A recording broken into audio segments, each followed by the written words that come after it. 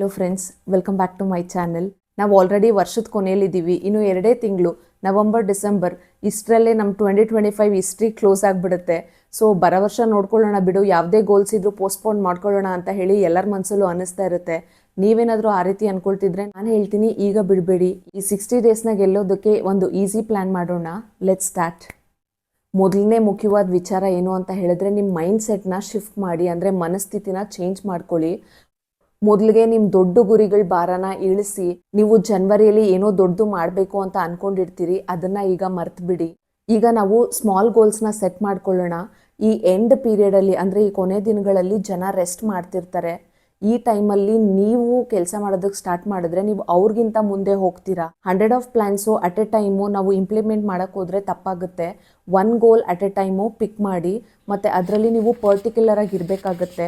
So may be ಒಂದು 15 minutes every day ಓದೋದಿರ್ಬೋದು, ಅಥವಾ 10 minutes walk ಮಾಡೋದಿರ್ಬೋದು, ಅಥವಾ just 500 rupees every month save ಮಾಡೋದಿರ್ಬೋದು. ಸೊ ಯಾವುದು ನಿಮಗೆ ನಿರ್ದಿಷ್ಟವಾಗಿರುವಂಥ ಗುರಿ ಅನ್ನೋದನ್ನು ನೀವು ಸ್ಪೆಸಿಫಿಕ್ ಆಗಿ ಐಡೆಂಟಿಫೈ ಮಾಡಿ. The 3 simple steps. ಅದರಲ್ಲಿ ಫಸ್ಟ್ ಒನ್ನು, ನಿಮ್ಮ ಗುರಿಗಳನ್ನ ಸಣ್ಣದಾಗಿ ಇಟ್ಕೊಳ್ಳಿ. ಫಾರ್ ಎಕ್ಸಾಂಪಲ್ಲು, ನೀವು ಜಿಮ್ಮಿಗೆ ಹೋಗೋದೇ ನಿಮ್ಮ ಗುರಿ ಆಗಿತ್ತು ಅಂತ ಹೇಳಿದ್ರೆ, ನಾನು ಈ ಮಂತು ಅಟ್ಲೀಸ್ಟ್ 12 ಟೈಮ್ಸ್ ಆದರೂ ಜಿಮ್ಮಿಗೆ ಹೋಗಬೇಕು ಅಂತ ಪ್ಲ್ಯಾನ್ ಮಾಡ್ಕೊಳ್ಳಿ. ಅಥವಾ ನಾನು ತುಂಬ ಹೆಲ್ತಿಯಾಗಿ ಇರಬೇಕು ಅಂತ ನೀವು ಪ್ಲ್ಯಾನ್ ಮಾಡಿದರೆ, ಅಟ್ಲೀಸ್ಟ್ 1 hour a day ನಾನು ಸ್ಕ್ರೀನ್ ಟೈಮ್ನ ಕಡಿಮೆ ಮಾಡ್ತೀನಿ ಅಂತ ಹೇಳಿ ಪ್ಲ್ಯಾನ್ ಮಾಡ್ಕೊಳ್ಳಿ.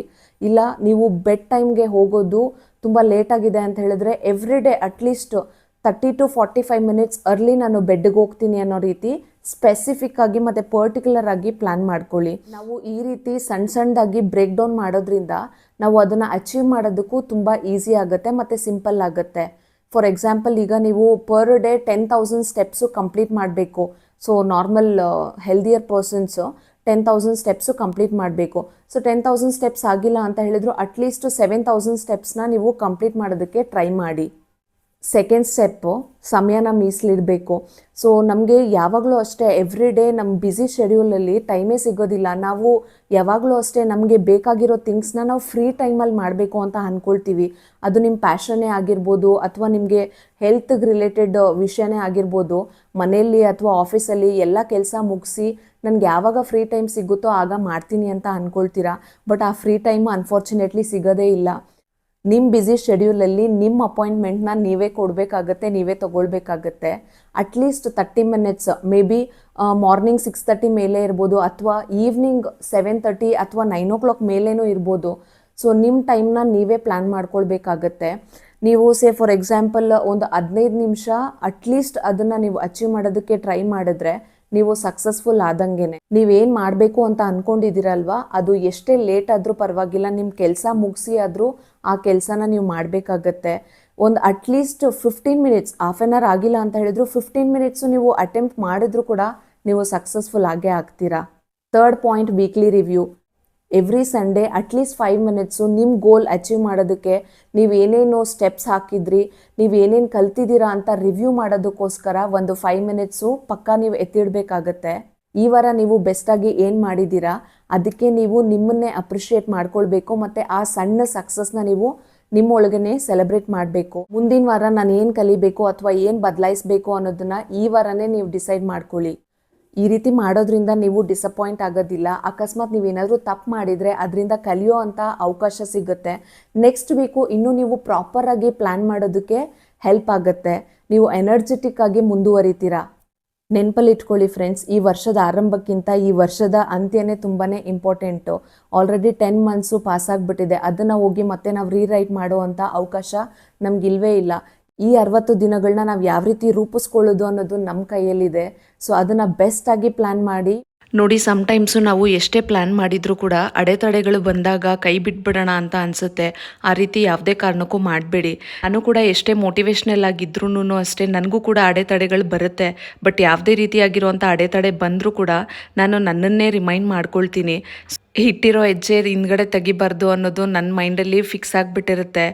ಫಾರ್ ಎಕ್ಸಾಂಪಲ್, ಈಗ ನಾನು ಈ ವಿಡಿಯೋ ಮಾಡ್ತಿದ್ದೀನಲ್ವಾ, ಈ ವಿಡಿಯೋ ಮಾಡೋದಕ್ಕೂ ತುಂಬಾ ಅಡೆತಡೆಗಳಾದವು ನನಗೆ. ಹಾನೆಸ್ಟ್ಲಿ ಸ್ಪೀಕಿಂಗು ಸ್ಕ್ರಿಪ್ಟು ನಾನು ಟ್ಯೂಸ್ಡೇನೇ ರೆಡಿ ಮಾಡಿಕೊಂಡೆ. ಬಟ್ ಈ ವಿಡಿಯೋ ಮಾಡೋದಕ್ಕೆ ನನಗೆ ಟೈಮೇ ಸಿಕ್ಕಿಲ್ಲ.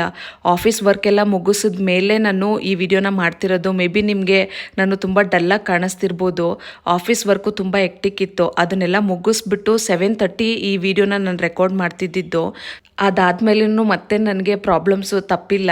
ಈ ವಿಡಿಯೋನ ಕಂಪ್ಲೀಟ್ ಮಾಡಿಬಿಟ್ಟೆ ಸಕ್ಸಸ್ಫುಲಿ. ಹೆಂಗೋ ನಾನು ಎಡಿಟ್ ಮಾಡಿ ಅಪ್ಲೋಡ್ ಮಾಡೋಣ ಅನ್ನೋ ಟೈಮಲ್ಲಿ ಫ್ಯೂ ವಿಡಿಯೋಸ್ ಮಾಡೋವಾಗ ನಂದು ವಾಯ್ಸು ರೆಕಾರ್ಡೇ ಆಗಿಲ್ಲ, ಮೈಕು ಆಫ್ ಆಗಿ ಹೋಗ್ಬಿಟ್ಟಿದೆ. ನಾನು ಅಬ್ಸರ್ವ್ ಮಾಡಲಿಲ್ಲ. ಸೊ ನಾನು ಯಾವಾಗ ವಿಡಿಯೋನ ಎಡಿಟ್ ಮಾಡಿ ಅಪ್ಲೋಡ್ ಮಾಡೋಣ ಅಂತ ಅಂದ್ಕೊಂಡಿದ್ನಲ್ವ, ನೈಟು 11:30ಗೆ ಈ ವಿಡಿಯೋನ ರೆಡಿ ಮಾಡ್ತಿದ್ದೆ. ಬಟ್ ಆಗ್ಲೂ ವಾಯ್ಸ್ ಇಲ್ವಲ್ಲ ಅಂತ ಹೇಳಿಬಿಟ್ಟು ಸರಿ ನೆಕ್ಸ್ಟ್ ಡೇಗೆ ಪೋಸ್ಟ್ಪೋನ್ ಮಾಡಿಕೊಂಡೆ. ಅದಾದಮೇಲೆ ವೆನ್ಸ್ಡೇ ಬಂದು ತುಂಬಾ ಬ್ಯುಸಿ ಶೆಡ್ಯೂಲ್ ಇತ್ತು. ನೈಟು 11:30ಗೆ ಮಗು ಮಲ್ಕೊಂಡ್ಮೇಲೆ ನಾನು ಎಲ್ಲ ನೀಟಾಗಿ ವಾಯ್ಸ್ ಓವರ್ ಕೊಟ್ಟು ರೆಡಿ ಮಾಡಿಕೊಂಡೆ. ಆದರೆ ಮತ್ತೆ ವಾಯ್ಸ್ ಓವರ್ ಕೊಡೋದನ್ನು ಸ್ಟಾಪ್ ಮಾಡಬೇಕಾಯ್ತು. ಯಾಕಂದರೆ ಮಧ್ಯದಲ್ಲಿ ಪಾಪು ಎದ್ಬಿಟ್ಟ ಅಂತ ಹೇಳಿ ಅಲ್ಲೇ ಸ್ಟಾಪ್ ಮಾಡಿಬಿಟ್ಟೆ. ಈ ರೀತಿ ನಮಗೂ ಕೂಡ ಮಧ್ಯ ಮಧ್ಯ ಯಾವುದಾದ್ರೂ ಒಂದು ಪ್ರಾಬ್ಲಮ್ ಬರ್ತಾನೆ ಇರುತ್ತೆ. ಬಟ್ ನಾವು ಏನು ಮಾಡಬೇಕು ಅಂತ ಅಂದ್ಕೊಂಡಿರ್ತೀವಲ್ಲ, ಆ ನಿರ್ದಿಷ್ಟ ಗುರಿನ ನಾವು ಬಿಟ್ಕೊಟ್ಟಿಲ್ಲ ಅಂತ ಹೇಳಿದ್ರೆ ಯಾವ ರೀತಿ ಆದರೂ ನಾವು ಅದನ್ನು ಅಚೀವ್ ಮಾಡ್ಬೋದು. ನಾವು ಎಷ್ಟೇ ಟಯರ್ಡ್ ಆಗಿದ್ರೂ ಸರಿ, ನಮ್ಮ ಮೈಂಡು ಟಯರ್ಡ್ ಆಗಿರಲ್ಲ. ನಮ್ಮ ಗೋಲ್ ಅಚೀವ್ ಮಾಡೋವರೆಗೂ ಅದು ಸ್ಟಾಪ್ ಮಾಡಬಾರ್ದು. ಆ ರೀತಿ ಮೆಂಟಲಿ ನಾವು ಪ್ರಿಪೇರ್ ಆಗಬೇಕು. ನಾವು ಜೀವನದಲ್ಲಿ ಏನೇ ಮಾಡಿದ್ರೂ ಅದರಲ್ಲಿ ಬೆಸ್ಟ್ ಮೂಮೆಂಟ್ನ ಹುಡುಕ್ತೀವಿ. ಈ 2025ಅಲ್ಲಿ ನೀವು ಏನೂ ಅಚೀವ್ ಮಾಡಿಲ್ಲ ಅಂದರೂ ಪರವಾಗಿಲ್ಲ. ಈ ಲಾಸ್ಟ್ 60 ಡೇಸಲ್ಲಿ ನೀವು ಬೆಸ್ಟ್ ಥಿಂಗ್ಸ್ನ ಅಚೀವ್ ಮಾಡಿ. ಈ 60 ಡೇಸಲ್ಲಿ ನೀವು ಬೆಸ್ಟ್ ಮೂಮೆಂಟ್ಸ್ನ ಕ್ರಿಯೇಟ್ ಮಾಡಿ. 2025ಗೆ ಇದು ಬೆಸ್ಟ್ ಕ್ಲೈಮ್ಯಾಕ್ಸ್ ಆಗಿರಲಿ ಅಂತ ನಾನು ನಿಮಗೆ ವಿಶ್ ಮಾಡ್ತೀನಿ. ನಿಮ್ಮ ಈ ಸಣ್ಣ ಸಣ್ಣ ಹೆಜ್ಜೆಗಳೇ ದೊಡ್ಡ ಗುರಿಗಳನ್ನ ತಲುಪೋದಕ್ಕೆ ಆದಷ್ಟು ಬೇಗ ದಾರಿನ ಸಲೀಸ್ ಮಾಡುತ್ತೆ ಅನ್ನೋದನ್ನು ಮಾತ್ರ ಮರಿಬೇಡಿ. ನೀವು ಡಿಸೆಂಬರ್ 31 ತುಂಬಾ ಕಾನ್ಫಿಡೆಂಟಾಗಿ ನಿಲ್ಲಬೇಕು ಅಂತ ಹೇಳಿದ್ರೆ, ನೆಕ್ಸ್ಟ್ ಇಯರ್ನ ತುಂಬ ಎನರ್ಜೆಟಿಕ್ ಆಗಿ ವೆಲ್ಕಮ್ ಮಾಡ್ಕೊಳ್ಬೇಕು ಅಂತ ಹೇಳಿದ್ರೆ, ಈ ಕೊನೆ ದಿನಗಳನ್ನ ನೀವು ಸರಿಯಾಗಿ ಬಳಸ್ಕೊಂಡ್ರೆ 2026ನ ನೀವು ಸೂಪರ್ ಎನರ್ಜೆಟಿಕ್ ಆಗಿ ಸ್ಟಾರ್ಟ್ ಮಾಡ್ಬೋದು. ನಿಮ್ಮ ಮೇಲೆ ನೀವು ವಿಶ್ವಾಸ ಇಡಿ, ನಿಮ್ಮ ಕೈಯಲ್ಲಿ ಇದಾಗುತ್ತೆ. ಈಗ ನನಗೆ ಕಮೆಂಟ್ ಮೂಲಕ ತಿಳಿಸಿ ನಿಮ್ಮ ಒಂದು 60 ದಿನಗಳ ಗುರಿ ಏನು ಅಂತ. ಈ ವಿಡಿಯೋ ನಿಮಗೆ ಇಷ್ಟ ಆಗಿದ್ರೆ ದಯವಿಟ್ಟು ಲೈಕ್ ಮಾಡಿ. ಈ ರೀತಿಯಾಗಿರುವಂಥ ಮೋಟಿವೇಶ್ನಲ್ ವೀಡಿಯೋಸ್ಗಾಗಿ ನಮ್ಮ ಚಾನಲ್ನ ಸಬ್ಸ್ಕ್ರೈಬ್ ಮಾಡಿ. ನಿಮ್ಮ 2026 ಬೆಸ್ಟ್ ಆಗಿರಲಿ ಅಂತ ನಾನು ವಿಶ್ ಮಾಡ್ತೀನಿ. ಹೋಗಿ ಸಾಧಿಸಿ. Thank you for watching.